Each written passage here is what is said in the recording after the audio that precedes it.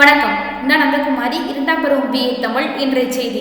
ஆற்றல் தரும் நீர். மிளகில் கால்சியம், இரும்பு, பாஸ்பரஸ் போன்ற தாது உப்புகளும், கரோட்டின், தயாமின், ரீபோப்ளேவின், ரியாசின் போன்ற விட்டமின்களும் உள்ளன.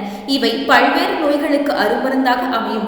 மிளகை பொடி செய்து வெந்நீரில் கலந்து தினமும் இருவேளை குடிப்பதால் பல நன்மைகள் ஏற்படும். கோடையில் மிளகு நீரை குடிப்பதால் நாள் முழுவதும் ஆற்றலுடன் செயல்பட முடியும்.